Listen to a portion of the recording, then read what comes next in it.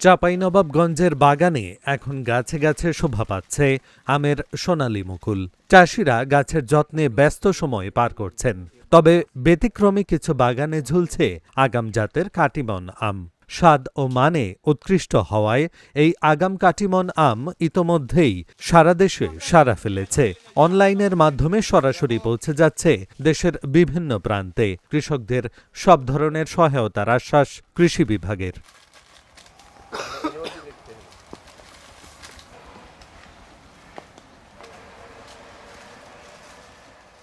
আমের রাজধানী হিসেবে বিশ্ববিখ্যাত হল চাঁপাইনবাবগঞ্জ।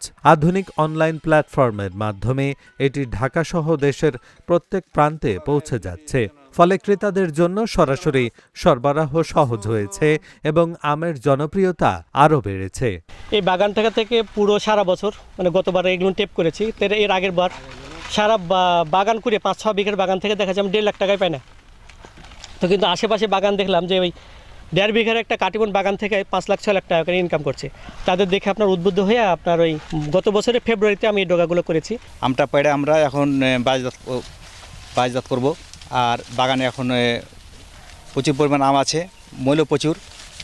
এই বাগানটা এখন এই সময় সব বাগানে মূল থাকার কথা, কিন্তু সব বাগানে আম নাই। আমাদের বাগানে আমও আছে, মূল্য আছে, দুটোই আছে। কাটিমন আম আমিও চাষ করেছি, ইনশাল্লাহ রেজাল্ট ভালো পাচ্ছি। আজকে যেমন দেখেন আমি কাটিমন আম কিছু হারভেস্ট করলাম প্রায় 60-70 কেজি।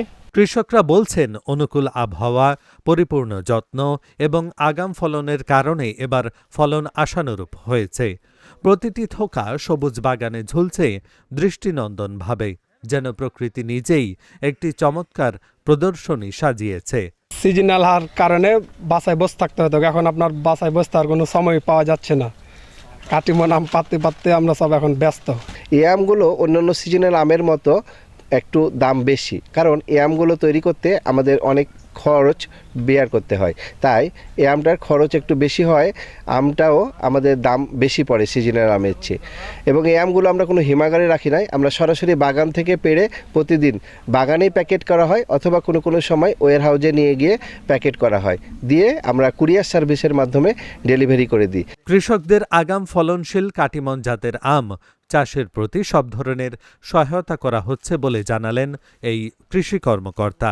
এই আমটা সাধারণত যে মৌসুমে যে জুন জুলাইতে আম হয়, সেটা না হয় বছরের যে কোনো সময় পরিচর্যার মাধ্যমে এটা আম নিয়ে আসা যায়। এতে করে আমাদের যে সমস্ত তরুণ এবং উদ্যোক্তা কৃষক আছে, তারা আসলে এই কাটিমন আমের ব্যাপার বেশি গুরুত্ব দিচ্ছে এবং এটা তারা মৌসুমে আম না নিয়ে বিশেষ করে জুলাইয়ের পরে অক্টোবর, নভেম্বর মাস, এমনকি ডিসেম্বর মাস পর্যন্ত এই আমগুলা বাজারে পাওয়া যায়। এবং এখনও আমাদের কৃষকরা কিছু কিছু আম, এই কাটিমন আম বাজারে পাওয়া যাচ্ছে।